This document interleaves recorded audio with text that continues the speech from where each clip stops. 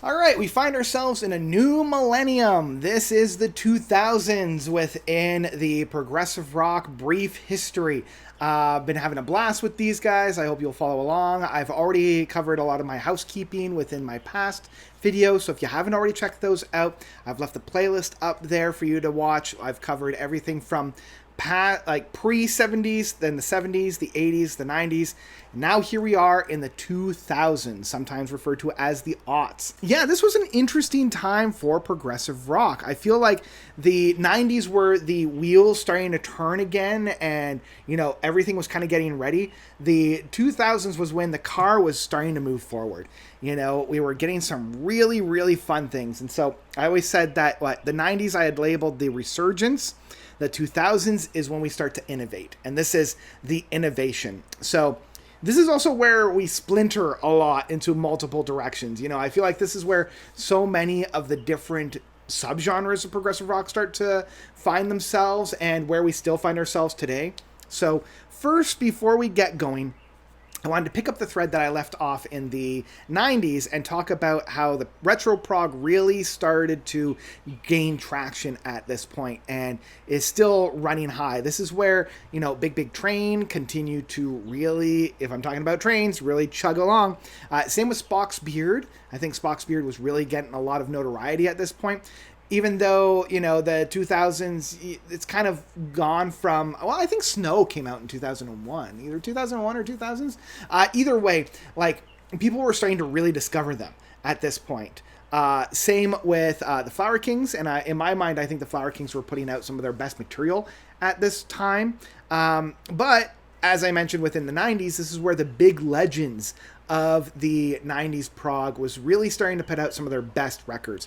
You've got Porcupine Tree, you got Dream Theater, you've got Opeth, and each one were starting to really put out really big bangers. Like Porcupine Tree had put out In Absentia and all the way to Fear of a Blank Planet. Opeth had put out Blackwater Park all the way to Watershed. And Dream Theater, even though they put out Scenes from a Memory, Metropolis Part 2 in the very late 90s, like 1999, there was this run of albums for them, starting with 6 Degrees of Inner Turbulence, all the way to Black Clouds and Silver Linings, that was just creative outpour, and really, it was banger after banger after banger. So these three big prog acts were really laying the foundation, and I feel like so many proggers nowadays came into this wave of progressive rock through one of those three bands.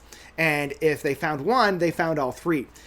This was also when we had some of the best material from, as I mentioned, some of those big bands. Like Neil Morris went solo and created some of his best material.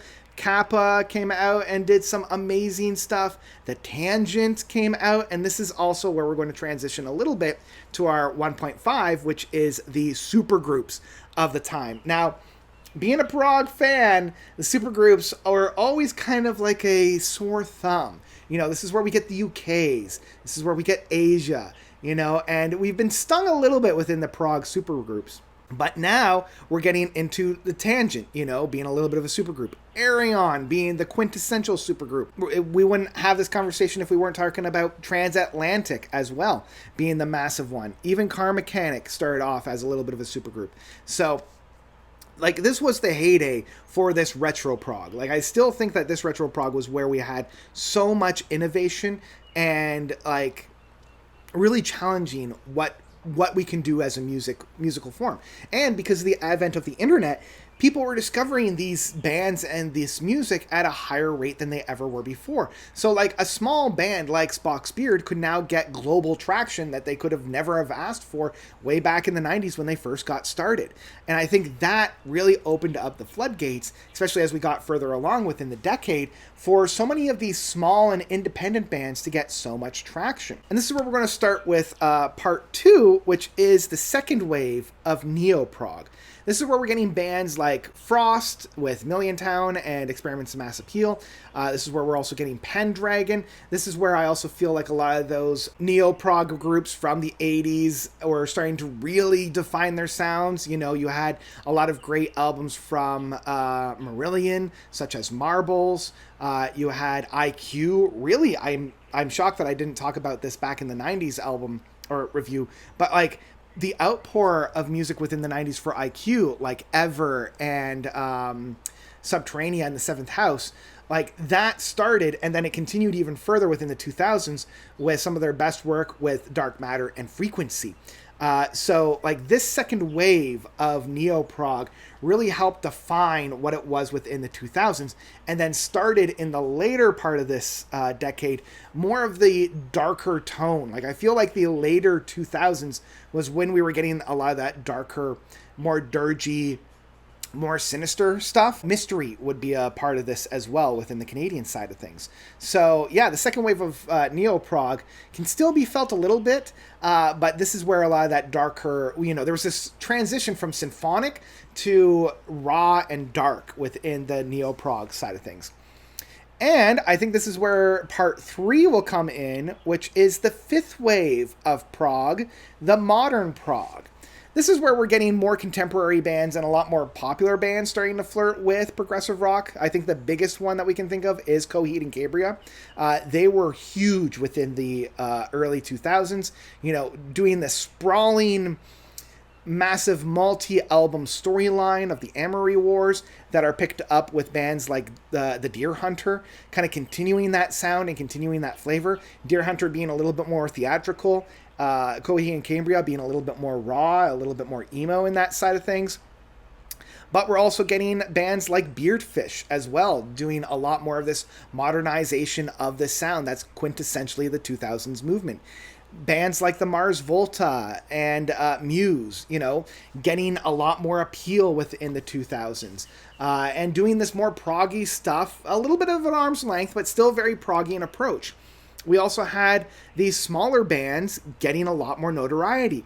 If it wasn't for the internet, we probably wouldn't have had the big breakout that was Fido, with his albums of The Great Leap, Doomsday Afternoon, 313, and Ghost Stories all being written within the decade of the 2000s, and each one being an absolute banger. You also get smaller bands like Gazpacho and Wobbler. Again, we wouldn't have Wobbler now if people weren't listening to them back in the early 2000s. But this is also where we had the advent of this post-rock movement that isn't necessarily encapsulated by the fifth wave of prog, but kind of their own beast within themselves of this, post-rock movement. So you had bands like Godspeed You Black Emperor, Explosions in the Sky, Battles, Mogwai. All these bands were really shaping what it meant to be rock music in this post-rock landscape that kind of started in the 90s. And this is where we're going into the final talk, the final part of this, which is part 4, the big metal shift. Prog metal's arguably second or third wave, however you want to look at it. I consider this kind of the second wave, even if the first wave of prog metal was in like the 80s with bands like Queensryche and Face Warning and Dream Theater. Second wave being the continuation of that with Dream Theater, Symphony X, and I would even consider like Camelot and whatnot in that.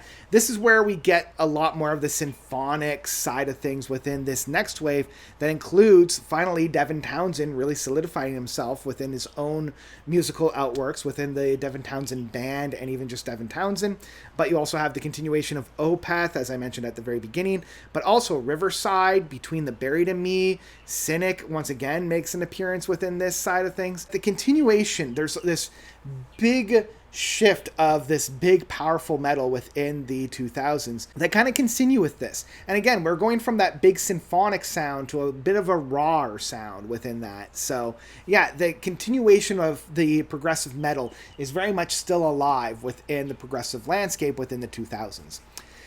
And I think that's about it. All right, our next episode, we're going to be talking about the 2010s, which is vibrant, within the latter, like this is where the internet really started to catch hold, and I think the fire at this point has been lit, and now we're just like, man, it is engulfing, it is spreading. I feel like a lot of the seeds that are being sown are not only now being harvested, but they're being refined, they're being transformed, and there's a lot of innovation going on at this point. So yeah, that's why I always say that the 2000s are definitely the innovative decade. The next decade is going to be more of a revolution. There's going to be a continuation of this and more of a refining of the music within the 2010s. So yeah, I hope you guys will join me for that. I've been having a blast with this. What are some albums that you think are landmark albums and bands that were featured within the 2000s? What other movements do you really love to see within this time frame? Let me know all about that by commenting down below.